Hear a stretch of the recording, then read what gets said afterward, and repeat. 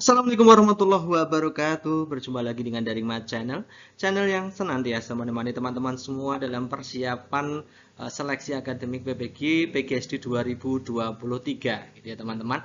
Oke, kali ini Daring Channel akan memberikan materi tentang soal-soal dan bagaimana cara menjawabnya. Materi dari seleksi akademik PPG 2023 statusnya adalah next level. Ini judulnya adalah next level.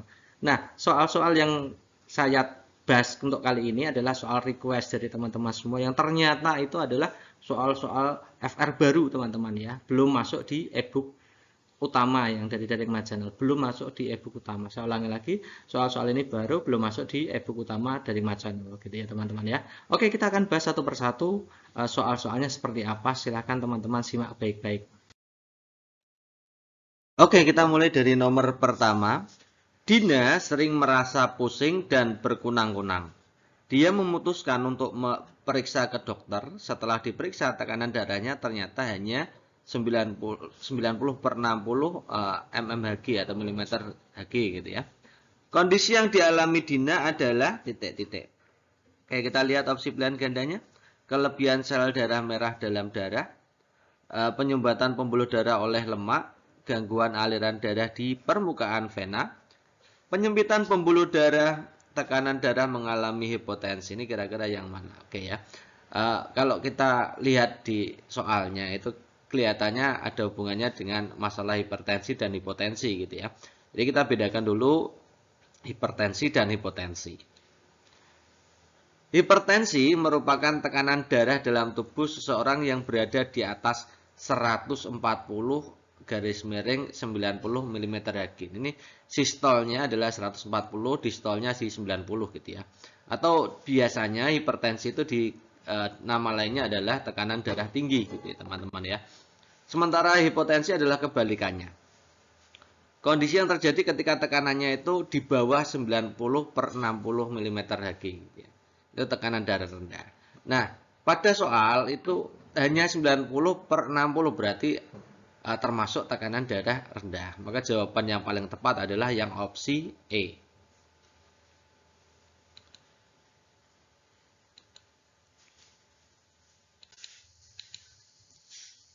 Ada salah satu siswa yang belum memperoleh pembagian buku paket pelajaran secara lengkap karena kehabisan persediaan. Nah, sebagai guru, yang Anda lakukan adalah titik-titik. Ya, yang A, mengusulkan kepala sekolah untuk menjamin semua siswa memperoleh buku paket pelajaran. Oke, bagus ini ya. Yang B, meminta siswa bergabung dengan siswa lain yang sudah memperoleh buku paket pelajaran. Ini kurang ya, masa ada yang tidak dapat kemudian diminta bergabung gitu ya. Yang C, meminta siswa untuk belajar bersama sehingga dapat menggunakan buku paket pembelajaran bersama-sama. Ini juga sama. Menyarankan siswa tersebut untuk mengikuti pembelajaran sambil mencatat materi. Ini lebih kejam lagi gitu ya. Meminta siswa lain agar bersedia meminjamkan buku paket pelajaran kepada siswa yang belum memperolehnya. Ini lumayan bagus. Tapi dari A sampai E ini yang paling bagus adalah yang A. Artinya kita berusaha untuk memenuhi kebutuhan peserta didik dalam hal termasuk dalam penyediaan buku paket gitu ya. Salah satunya kalau kita sebagai guru ya pengusulan kepada kepala sekolah gitu ya. Data BNPB tahun 2020 menunjukkan bahwa puting beliung mendominasi bencana alam di Indonesia selama tahun 2010 sampai 2019. Faktor yang mendorong terjadinya bencana puting beliung adalah titik-titik. Yang A, terjadi musim pancaroba dari musim kemarau yang panas, bergerak vertikal membentuk awan rendah dengan tekanan tinggi. Yang B, terbentuk angin front pada musim pancaroba dari musim hujan menjadi musim kemarau.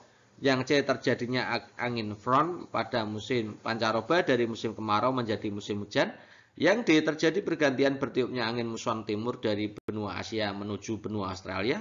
Atau yang E, tertiupnya angin muson barat dari benua Asia menuju benua Australia dengan bergantian. Oke, kita lihat dulu sebenarnya angin puting beliung itu seperti apa. Gitu ya.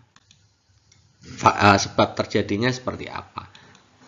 Jadi proses terjadinya angin puting beliung itu yang pertama, biasanya terjadi pada musim pancaroba. Ya. Pancaroba itu berarti pergantian musim. Bisa dari kemarau ke penghujan, bisa dari penghujan ke kemarau. Gitu ya. Kemudian yang kedua, biasanya terjadi pada siang hari. Nah, pada siang hari itu suhunya udara kan panas, kemudian pengap. Gitu ya. Karena suhu yang panas dan pengap tadi, maka awan hitam mengumpul akibat radiasi matahari pada siang hari. Ya. Tumbuh awan secara vertikal. Gitu ya. Selanjutnya di dalam awan tersebut terjadi pergolakan arus udara naik dan turun dengan kecepatan yang cukup tinggi. Karena perbedaan tadi ya, perbedaan suhu tadi ya, antara yang bagian atas dan bagian bawah. Maka terjadi perubahan arus udara. Arus udara yang turun dengan kecepatan tinggi menghembus ke permukaan bumi secara tiba-tiba. Ini yang menyebabkan angin puting beliung seperti itu. Gitu ya. Maka dari opsi A sampai E ini yang paling pas adalah yang A. Terjadi pada musim pancaroba, dari musim kemarau panas bergerak vertikal membentuk awan rendah dengan tekanan tinggi. Oke, yang ini yang A gitu ya teman-teman ya. Pasal 106 ayat 8 Undang-Undang Nomor 22 tahun 2009 tentang lalu lintas dan angkutan jalan menyatakan pengendara sepeda motor yang tidak mengenakan helm diancam pidana kurungan 1 bulan atau denda 250.000. Pernyataan di atas merupakan penerapan apa? Ini jelas teman-teman pasti tahu ya. Ini adalah norma hukum gitu ya. Jadi norma hukum itu berlaku mengikat seluruh warga negara, tidak hanya daerah per daerah, tidak hanya apa, tapi seluruh warga negara. Dan semuanya harus patuh terhadap aturan itu. Gitu ya. Itu namanya hukum ya, ditetapkan juga oleh pemerintah. Perhatikan ilustrasi berikut. Bu Zaki akan merancang perencanaan pembelajaran untuk muatan pembelajaran bahasa Indonesia dengan indikator peserta didik dapat mengemukakan tentang cara memelihara kesehatan dengan pelafalan kosakata bahasa Indonesia yang baik dan benar. Ini KD-nya adalah mengemukakan teman-teman. Kegiatan inti yang cocok dengan indikator tersebut adalah titik-titik. Nah, kalau menurut soalnya indikatornya adalah mengemukakan, maka bagian akhirnya harus seperti itu, ya, mengemukakan. Itu ya teman-teman ya. Oke, kita lihat yang A. Peserta didik dan guru bertanya jawab tentang teks. Oke, kemudian guru mengajak peserta didik berdiskusi mengenai kosakata yang berkaitan dengan kesehatan. Oke. Guru membimbing peserta didik untuk mendiskusikan arti yang telah ditemukan sebelumnya. Oke. Peserta didik diminta menulis karangan pendek. Nah, ini tidak ada pada KD-nya. KD-nya tidak sampai ke karangan pendek menulis cerpen, tidak ya. Ya, yang A ini pakai karangan pendek, kemudian peserta didik diminta menghafalkan. Ini juga menghafalkan, padahal di situ hanya mengemukakan, bukan sampai ke menghafalkan, gitu ya. Yang A jelas salah. Oke, yang B. Guru mengajak peserta didik berdiskusi mengenai kosakata yang berkaitan dengan kesehatan. Oke, boleh. Peserta didik diminta untuk menyediakan kosakata yang berkaitan dengan kesehatan, lalu guru menuliskannya di papan tulis. Oke. Guru membimbing peserta didik untuk mendiskusikan arti kata yang ditemukan sebelumnya. Oke. Peserta didik dengan bimbingan guru membaca teks sederhana yang terdapat pada. Ini membaca juga. Ini proses mengemukakan juga masuk. Yang B ini lumayan masuk nih ya. Yang B ini masuk. Oke. Yang C, peserta didik dan guru bertanya jawab tentang teks. Oke. Peserta didik diminta untuk menyebutkan kosakata yang berkaitan dengan kesehatan, lalu guru mendiskusikan di papan tulis. Oke. Peserta didik dengan bimbingan guru membaca teks sederhana yang terdapat pada buku peserta didik. Peserta didik diminta menghafalkan. Ini menghafalkan lagi ya. Padahal tadi KD-nya adalah mengemukakan saja, tidak sampai ke menghafalkan. Yang D. Yang dilihat bagian akhirnya teman-teman. Peserta didik diminta menulis karangan pendek, padahal di situ tidak mempelajari tentang karangan pendek, yang D juga bukan. Yang E menghafalkan. Jadi dari A sampai ini yang paling masuk akal yang B teman-teman. Ya.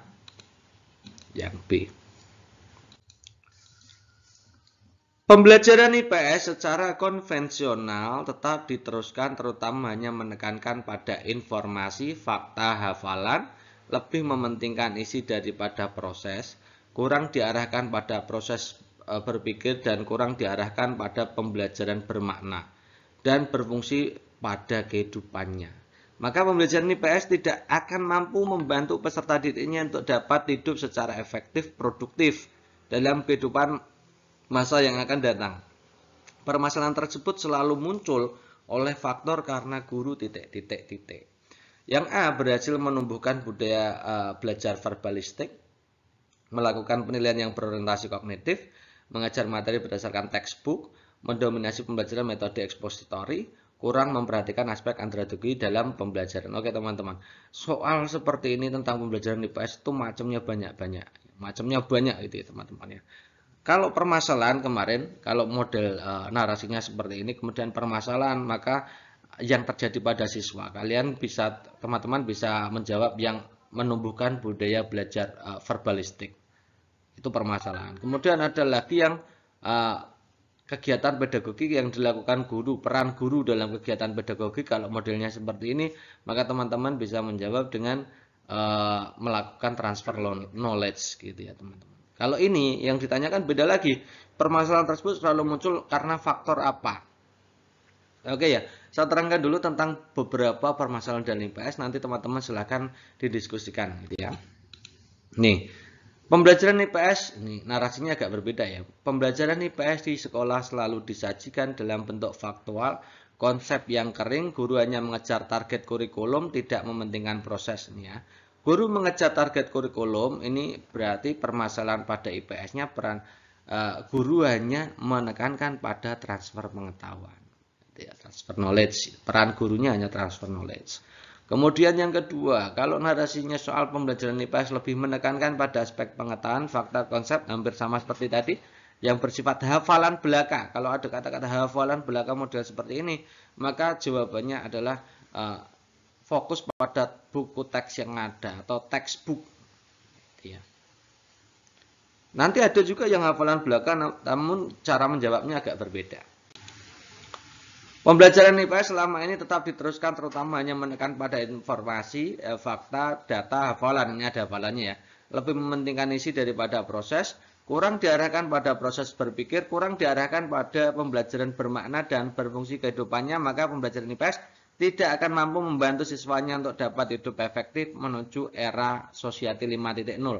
Nah, selaras dengan pendapat itu, Zamroni itu menganggap bahwa siswa adalah, ini akibatnya, faktor penyebabnya adalah guru menganggap bahwa siswa adalah individu yang belum dewasa, individu yang pasif. Ya. Kenapa? Berarti menganggap bahwa siswa itu selalu menjadi anak kecil, belum ada pembelajaran dewasanya. Ya, tidak menempatkan posisi siswa sebagai orang yang bisa berpikir atau orang dewasa. Maka perlunya pembelajaran andragogi. Pembelajaran andragogi itu pembelajaran untuk orang dewasa. Ya, tidak melulu menjadikan peserta didik itu sebagai anak kecil yang harus ikut dengan apa yang kita mau. Itu namanya pendidikan andragogi atau pembelajaran andragogi. Menekankan pada, ini peran gurunya hanya pada pembelajaran andragogi, peran guru adalah menekankan pada kegiatan membimbing, membantu, menemukan pengetahuan, keterampilan, sikap. Ya teman-teman, jadi kalau narasinya seperti ini, maka teman-teman jawabannya adalah pembelajaran orang dewasa atau andragogi. Nih, jadi guru kurang memperhatikan aspek andragogi dalam pembelajaran. Yang E ya, tadi saya mengatakan ini ada 3 tipe soal tentang pembelajaran IPS. Kalau peran guru dalam prinsip pedagogik, maka jawabannya menekankan pada aspek pengetahuan. Kalau permasalahan pembelajaran, maka tumbuhnya budaya verbalistik. Kalau faktor penyebab masalah, maka kurang memperhatikan aspek andragogi. Ada 3 tipe soal ini teman-teman. Teman-teman tentunya sudah lihat di video-video sebelumnya tentang permasalahan pembelajaran IPS. Berikut ini adalah beberapa model pembelajaran yang dapat dipilih untuk PPKN. Ada konsiderasi, klarifikasi nilai, aksi sosial Newman, jigsaw, start, demonstrasi, mnemoteknik, ada group investigation, ada NHT atau number head together. Mana yang termasuk dalam model pembelajaran berbasis PPK atau peningkatan pengembangan karakter, teman-teman. Kita sudah pernah bahas ini berkali-kali. Jadi dalam pembelajaran PKN itu ada 3 jenis pembelajaran berbasis karakter, ya teman-teman ya. Ini saya jelaskan. Yang pertama adalah metode atau model konsiderasi. Ini adalah strategi pembelajaran membentuk kepribadian siswa. Isinya bagaimana? Mengajak siswa untuk memandang permasalahan dari sudut pandang yang banyak, termasuk memandang permasalahan orang lain dari sudut pandang kita. Kita seolah-olah merasakan apa yang dia rasakan, itu namanya. Kemudian kita menimbang sendiri, karena seperti itu, maka setiap siswa bisa menimbang sendiri nilai yang dimilikinya. Yang merasakan apa yang dirasakan orang lain, itu ya. Kemudian yang kedua ada metode klarifikasi nilai atau clarification value teknik ya, value clarification teknik. Jadi kadang-kadang teman-teman harus memahami yang istilah Inggris juga, karena ada banyak soal yang kadang-kadang diterjemahkan dalam bahasa Indonesia, kadang diterjemahkan dalam konteks Inggris gitu ya. Oke, pada model klarifikasi nilai itu menekankan bagaimana seseorang itu membangun nilai yang menurut anggapannya baik, ya. Yang pada gilirannya nilai-nilai tersebut akan menghiasi perilakunya. Jadi peran guru di situ adalah memberikan studi kasus tentang nilai, suatu nilai moral apa, gitu ya. Misalnya gotong royong. Kemudian dari gotong royong tersebut ditawarkan ke siswa, disuruh menganalisis ini bermanfaat untuk kalian apa tidak. Ya, ini ada manfaatnya untuk kalian apa tidak, itu misalkan begitu. Kemudian di situ nanti penanaman nilai itu akan dirasakan oleh siswa ketika siswa itu meresapi dari nilai itu, sehingga nanti akhirnya perilakunya juga bisa terbentuk dari penanaman nilai itu. Jadi klarifikasi nilai itu mengklarifikasi nilai. Nilai ini cocok enggak buat kita, buat kalian, benar apa tidak, gitu ya. Kalau benar maka dikuatkan, kalau salah maka dibuang. Itu namanya teknik klarifikasi nilai. Kemudian yang ketiga itu adalah model pembelajaran aksi sosial. Jadi peran guru di situ adalah membimbing peserta didik untuk melakukan aktivitas-aktivitas sosial dengan masyarakat. Ya, misalkan menjenguk membantu korban bencana alam, kemudian masuk ke panti warda untuk memberikan bantuan yatim piatu, ikut gotong royong di lingkungan masyarakat membersihkan, itu ya, namanya model aksi sosial teman-teman. Ini melatih karakter sosial siswa. Nah dari sini jawabannya berarti yang ABC ya, ABC berarti yang opsi A. Mampu berbicara dan menggunakan pendapat pada saat proses pembelajaran penting dimiliki oleh peserta didik. Saya ulangi, mampu berbicara dan mengungkapkan pendapat pada saat proses pembelajaran penting dimiliki peserta didik. Realitanya masih terdapat peserta didik yang malu melakukan dua hal tersebut. Untuk mengatasi masalah ini, tindakan yang dapat dilakukan guru seperti apa? Ya, oke, langsung saja kita analisa ya. Yang A, mencari solusi dengan diskusi dengan guru mata pelajaran lain. Yang B, belajar melalui kegiatan peer lesson secara bergiliran. Jadi masalah tersebut diselesaikan dengan peer lesson coba. Yang C, memberi referensi atau membaca referensi tentang metode-metode pembelajaran. Yang D, lebih banyak menggunakan lembar kerja peserta didik dalam pembelajaran. Yang E, memberikan kesempatan bertanya pada peserta didik sebanyak-banyaknya. Memberikan kesempatan bertanya pada peserta didik, bertanya sebanyak-banyaknya. Ini kira-kira ya. Kira-kira kalau memang ada peserta didik itu malu, ya tidak bisa. Yang D juga tidak mungkin. Yang C tidak mungkin. Gitu ya. Kemungkinan kalau nggak A ya B. Tapi condongnya yang lebih bagus yang B. Coba kita lihat coba. Kegiatan peer listen itu seperti apa? Peer listen itu sama dengan peer teaching, teman-teman. Peer listen atau peer teaching itu adalah metode pembelajaran yang di dalamnya pelaksanaannya dibagi beberapa kelompok. Jadi ada dalam beberapa kelompok. Kemudian siswa terlatih atau siswa meningkatkan kemampuan verbal. Jadi peer listen itu mengandalkan kemampuan verbal, komunikasi, berpendapat, dan seterusnya. Kemudian terlatih untuk berinovasi dan kreatif. Kemudian terlatih untuk kemampuan berinteraksi kerjasama. Jadi pas ya teman-teman. Peningkatan kemampuan verbal, kemampuan berkomunikasi, berpendapat, kerjasama itu ya. Semuanya itu termasuk nilai lebih dari kegiatan peer listen atau peer teaching atau pembelajaran tutor sebaya gitu ya. Jadi jawaban yang paling tepat opsi B ya. Ibu Sinta mengajarkan materi kalor yang mengajak siswanya untuk melakukan kegiatan ilmiah meneliti pertambahan panjang benda akibat panas yang diberikan. Siswa telah diminta membuat rumusan masalah. Langkah metode ilmiah selanjutnya yang harus dilakukan siswa adalah tidak. Sebelum kita analisa opsi pilihan gandanya, kita pahami dulu tentang metode penelitian. Ini sudah sering kita bahas gitu ya. Yang pertama itu perumusan masalah. Yang kedua menentukan hipotesis. Kemudian variabelnya ditentukan. Setelah hipotesis baru variabel. Kemudian baru proses penetapan prosedur kerja. Nah, prosedur kerja itu biasanya kadang dimasukkan dengan pengumpulan data. Jadi proses mengumpulkan data itu meliputi penerapan prosedur kerja, kemudian juga pengumpulan data. Kemudian setelah dikumpulkan diolah. Setelah diolah dibuat kesimpulannya.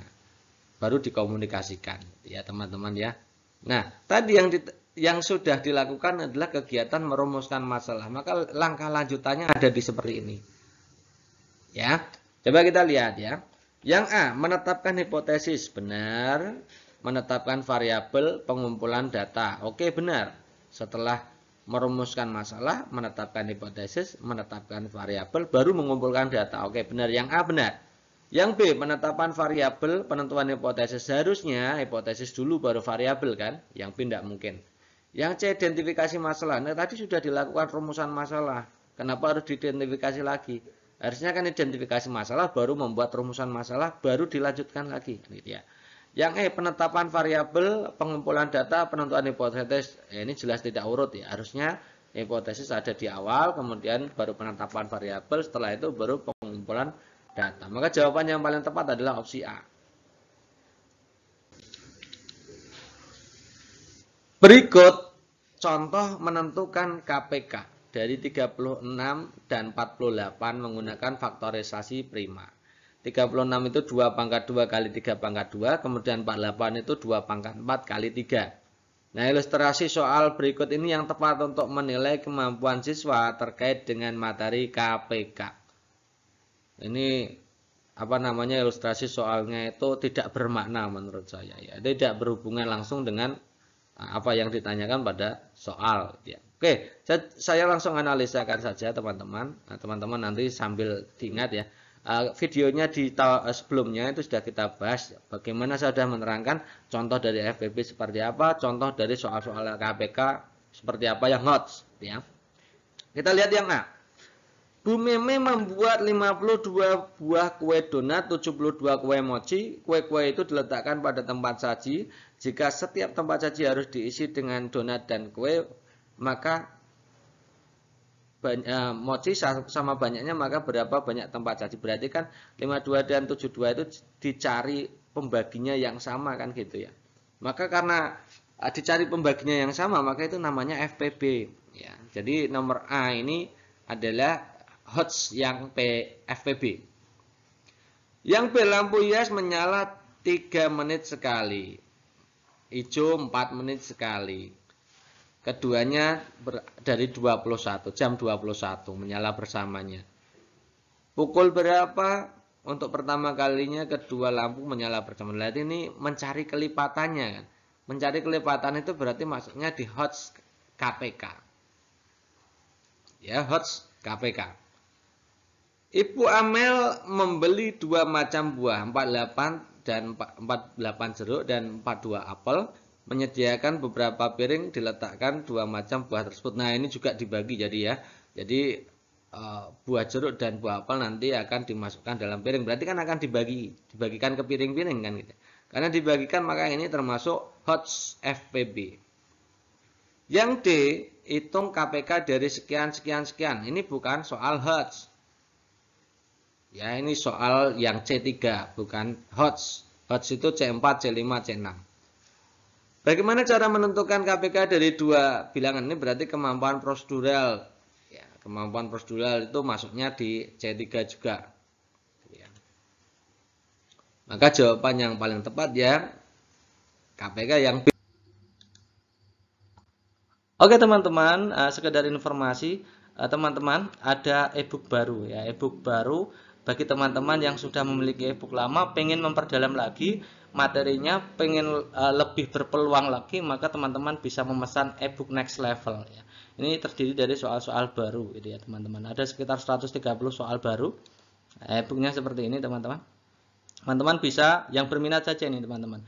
Ya, ini yang ingin meningkatkan peluang saja. Bagi teman-teman yang sudah punya e-book yang 2023 e-book utama yang warnanya ini teman-teman yang hijau, itu teman-teman boleh tidak membeli, boleh membeli lagi ya teman-teman ya. Mohon maaf, ini untuk yang e-book next level ini tidak kami berikan gratis sebagai upgrade ya, karena project baru, soalnya baru keluar kemarin gitu ya teman-teman ya. Jadi tidak satu paket ya, tidak satu paket pembelian ya, antara bawah dan atas gitu ya teman-teman ya. Oke, bagi teman-teman yang berminat ingin mempelajari atau memperdalam lagi soal-soal baru tentang pretest PBG atau seleksi akademik PBG 2023 bisa menghubungi di admin resminya ya teman-teman. Adminnya hanya satu-satunya admin di 085 712 166 998. Oke, itu aja teman-teman untuk kali ini. Terima kasih atas kesempatannya ya. Semoga teman-teman semua yang pecinta dari Muhammad Channel gitu ya, semuanya bisa lolos seleksi akademik di 2023. Cukup sekian. Wassalamualaikum warahmatullahi wabarakatuh.